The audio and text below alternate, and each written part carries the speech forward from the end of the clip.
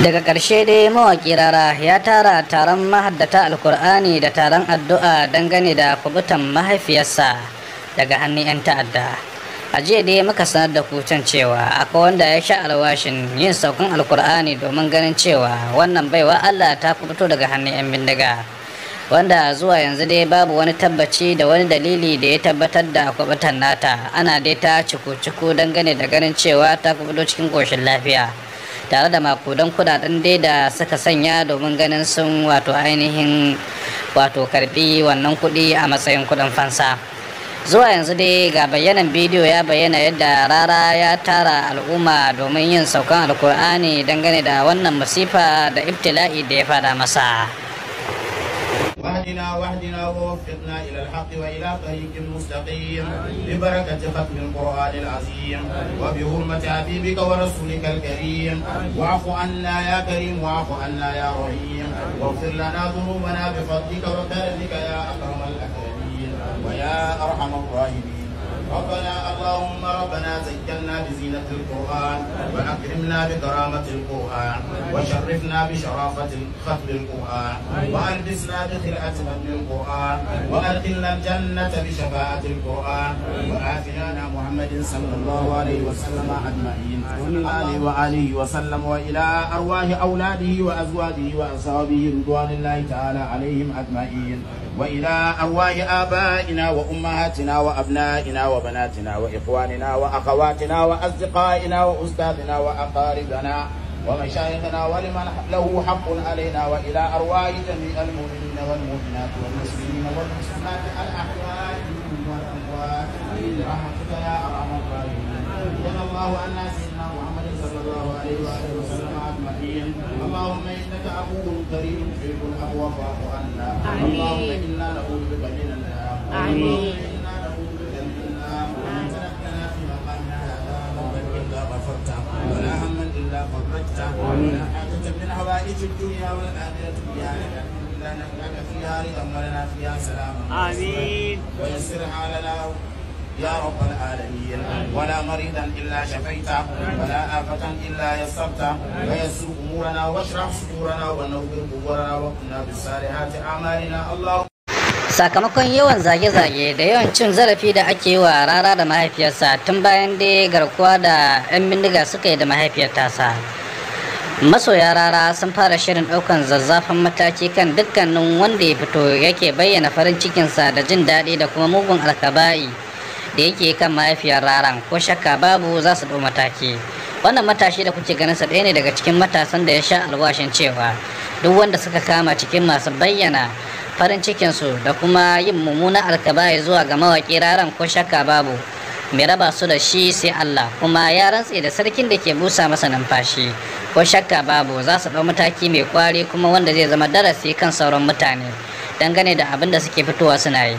Mutane da dama dai suna fitowa suna bayyana murnar su dangane da kama mahaifiyar Rara sakamakon wake-waken da yake yi na nuna cewa arewa na godiya, alhali arewa na cikin wani yanayi. Bari baku da wannan jawabin.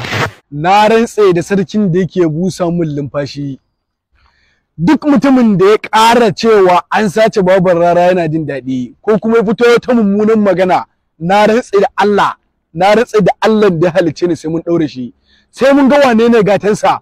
Ko Dauda ka huti Rara bai kama shi ba, to ni sai na kama shi ko a ina yake a faɗin duniya. Kuma duk mutumin da ya ƙara fitowa ya ce ya ji daɗi wai abin da aka yi mahaifiyar Dauda ka huti Rara, billahi lazi la ilaha illa huwa sai mun ɗaure shi kuma sai mun kama shi duk inda yake a faɗin duniya sai mun kamo shi. Bari ku ji in ga mu kai ɗan daɗi bindigan ma da sa kama ta, za mu shiga daji kuma za mu je mu kwato ta, kuma za mu duk abin da za a yi wanda za ta ji daɗi in Allah ya yarda. Kai mu muna kaunar mahaifin mu fa muna son su ba, uwa ba tafi uwa ba. Duk mai son uwarsa wallahi tallahi mata fatan alkhairi. Allah ya sa ya raba da ta. Na yi shiru.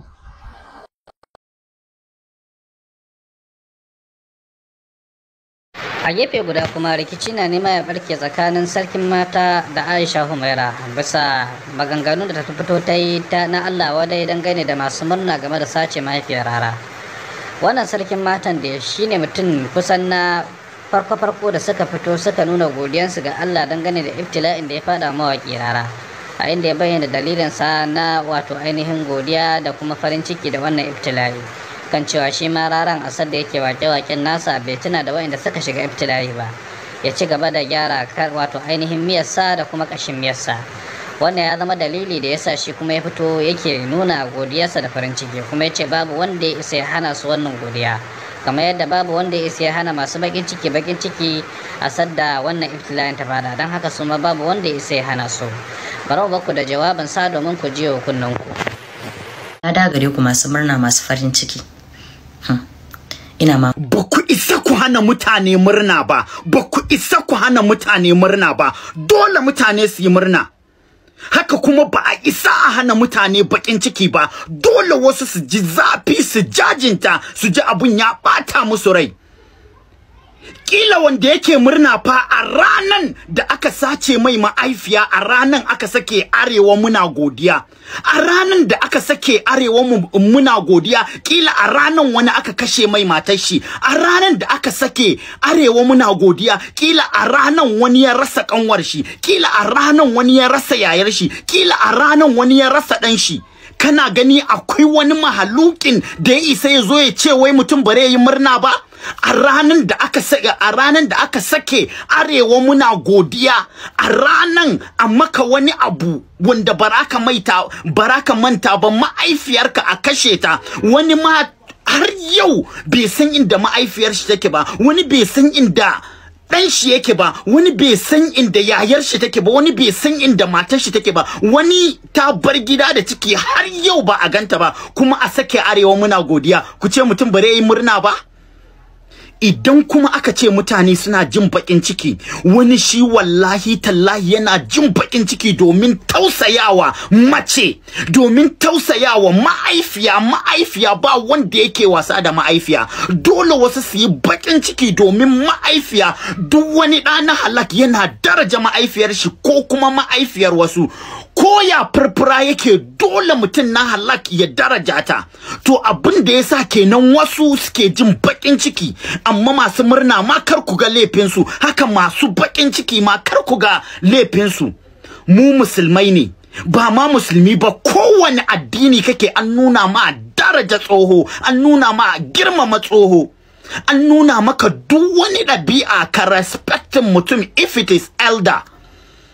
Amma kar ku zo kuna wani cewa wasu suna murna a daidai tsakiyan da ake wannan abubuwan, a daidai lokacin ku ce wai Arewa na godiya. Da kun ce ku kuna godiya, wannan ba wanda zai ce, amma ku ari bakin yan Arewa ku ce Arewa na godiya, wannan wallahi tallahi ƙarya ne. Sai an fito, duk wanda bare zo ya supporting ba, na rantse da Allah munafiki ne. Duk wanda wai bare supporting ba, wallahi munafiki ne. Mu ba ma PDP, ba ma APC, ba ma wani Labour, ba ma Ɗarika, ba ma Izala. We are here for humanity. Idan aka ce maganan humanity ne, wallahi sai mun fito mun yi magana. Wallahi a ci gaba. Arewa na gode. Allah ya sa kar a sake ta, Allah ya sa su mata fyaɗe, Allah sa su kashe ta. Bello Turji, idan ma ba kai ka ɗauke ta ba, mun san kana da alaƙa da wa'inda suka sace ta. Dan Allah da mu haɗa kuɗi a riƙe ta. Kowa na faɗan albarkacin bakin shi. Arewa na godiya. Wallahi ba wanda yake murna a 'yan Arewa. Duk wa'inda suke fitowa suke posting, suke iwu, suke murna, wallahi ba har zuciyansu bane, kawai suna mokin ne domin shi ma ya ji zafi, ya ji raɗaɗi. Lokacin da ake kashe mutane a Zamfara, Sokoto, Katsina da wasu yankin ƙauye, aka fito aka ce muna da tsaro, aka fito aka ce muna godiya.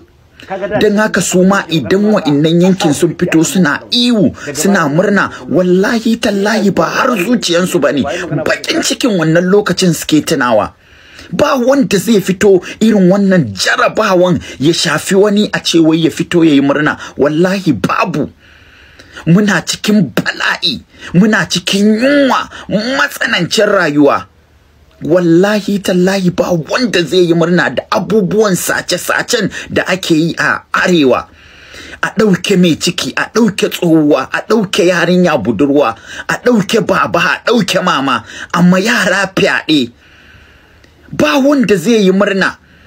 idan ka san abin da zai faru yau, ba wanda, nobody is safe, ba wanda yake nan wai shi ya a tsare ke a arewa, wallahi a tsakiyar gidanka da a zo a ɗauke ka, ba wanda yake murna. Mutane kawai suna mocking ne, amma ba murna har cikin su suke yi ba. Wasu suka ce idan jifa ya tsallake kanka ya fada kan uban kowa, yanzu ai kaga kowa ya fito yana magana. Kowa ya fito yana magana lokacin da muke daga paper har ce mana ake mahaukataye, ake ce mana wai mu ba mu da hankali. Wai paper banza, paper wofi, mu bara mu daga paper ba.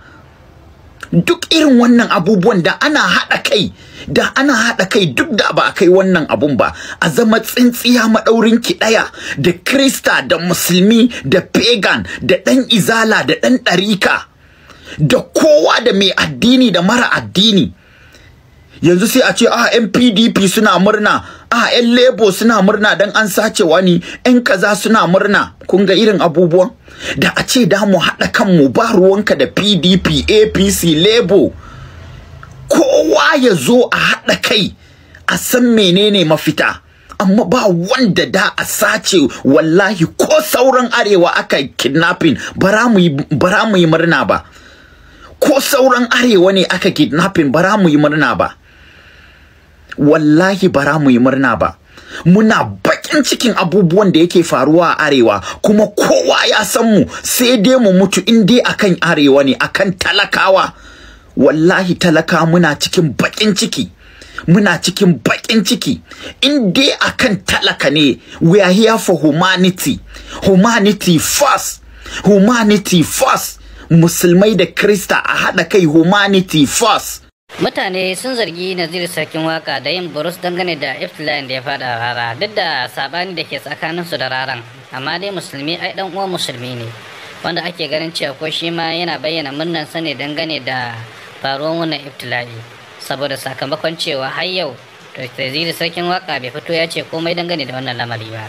Duk da bidiyoyin da ake yada wanda ake ganin Naziru Sarkin Waka kusan ya hau waka rara yana dariya, wannan magana ba haka yake ba, kuma wannan bidiyoyin kara shi akai. Har dai zuwa yau dai Naziru Sarkin Waka bai faɗi komai a shafinsa ba, kuma ba a ji ta bakinsa dangane da wato kama mahaifiyar rara da aka yi ba, tare da kasantuwar cewa mun sani ko da kana adawa da mutum, a duk da wani ibtila'i ya fara masa, wani lokaci ma kakan yi ko don tura masa aniyarsa. Wannan karan dai mutane da dama su basu ji daɗin lamarin yadda hakan ta kasance tsakanin Sarkin Waka da wato ainihin rarara ba.